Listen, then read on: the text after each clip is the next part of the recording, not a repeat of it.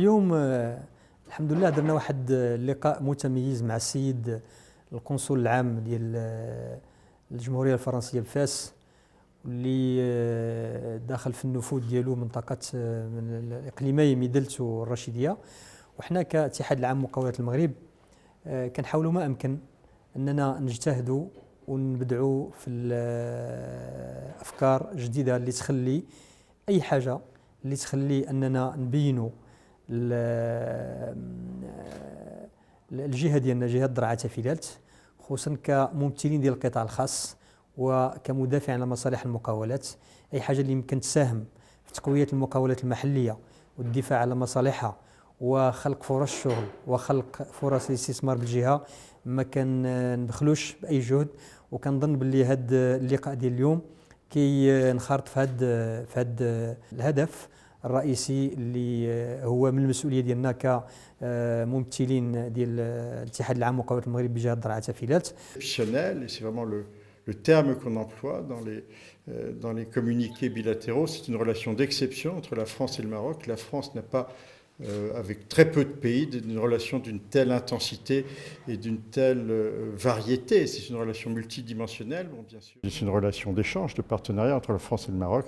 Il est très important pour nous que des entreprises marocaines puissent se rendre en France, puissent aller en France dans le cadre de ces échanges. Alors, je dois quand même apporter une précision, c'est que la carte consulaire ne recoupe pas la carte, ou pas encore la carte des régions, des nouvelles régions marocaines, ce qui fait que du consulat général de France à Fès dépendent les provinces d'Er-Rachidia, où se trouve la capitale, et de Midelt, mais que les trois autres provinces de cette région dépendent du consulat général à Marrakech.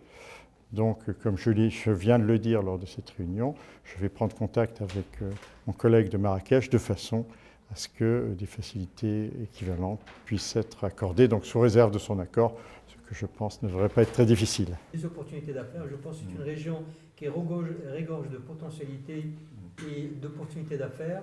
Je pense que tout c'est de pencher. Moi je pense que c'est le sens de l'intervention de M. Rzouani. الحمد لله كان لقاء متميز لأن السيد القنصل العام أولا أعطانا الموافقة بطريقة عملية أنه غادي يكون تسهيل ديال الولوج ديال الأعضاء ديال الاتحاد العام مقاولات المغرب لتأشيرات السفر إلى لإسباس شنغن، وخصوصا في التسهيل خصوصا على مستوى الأخذ المواعيد. وهذا من الأهمية بمكان، لأنه أي فاعل اقتصادي تكون عنده مصالح معينة خاصة بالاستثمار ديالو وعندها علاقة بالدول الأوروبية، إلا وتيكون الوقت عامل أساسي.